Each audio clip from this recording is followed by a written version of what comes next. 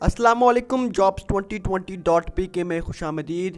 جس ویڈیو میں ہم بات کریں گے پاکستان آرڈیننس فیکٹری میں آنے والی نیو جابس کے بارے میں۔ اس ویڈیو میں آپ کو میں تمام تر معلومات اس کے متعلق دوں گا، آیا کہ اس میں کیا کوالیفیکیشن درکار ہے، کن کن علاقوں سے اس میں اپلائی کیا جا سکتا ہے اور ایج لیمٹ کیا ہے۔ تو ویڈیو سٹارٹ کرنے سے پہلے آپ سے چھوٹی سی ریکویسٹ ہے کہ اگر آپ میرے چینل پر نیو ہیں تو چینل کو سبسکرائب کر لیجئے، گھنٹی کے بٹن کو دبا لیجئے، ویڈیو اچھی لگے تو لائک اور شیئر ضرور کیجئے تاکہ یہ معلومات دوسرے لوگوں تک بھی پہنچ سکے۔ تو شروع کرتے ہیں آج کی ویڈیو۔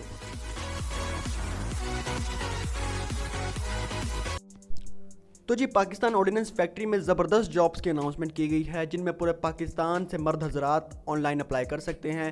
جن سیٹوں پر بھرتی کا اشتہار دیا گیا ہے ان میں جی آفس اسسٹنٹ ہے، تعلیم اس کے لیے جی FA/FSc رکھی گئی ہے، بیمہ کمپیوٹر کورس، اور ایج لمٹ اس میں 18 سے 25 سال ہے۔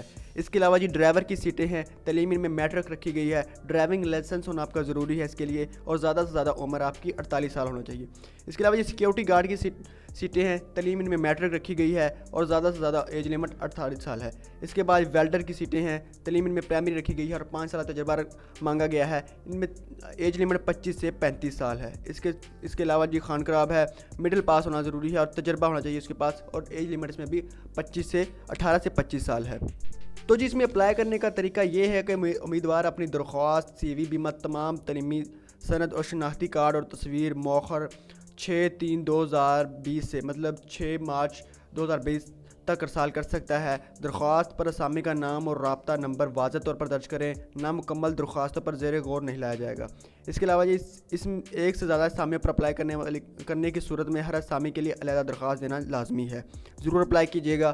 امید کرتا ہوں آج کی ویڈیو آپ کو پسند آئی ہوگی۔ ویڈیو اچھی لگے تو لائک اور شیئر ضرور کیجیے تاکہ یہ معلومات دوسرے لوگوں تک بھی پہنچ سکے۔ چینل کو سبسکرائب کر لیجیے اور گھنٹی کے بٹن کو دبا لیجیے تاکہ میری آپ کوئی بھی ویڈیو مس نہ کر سکیں۔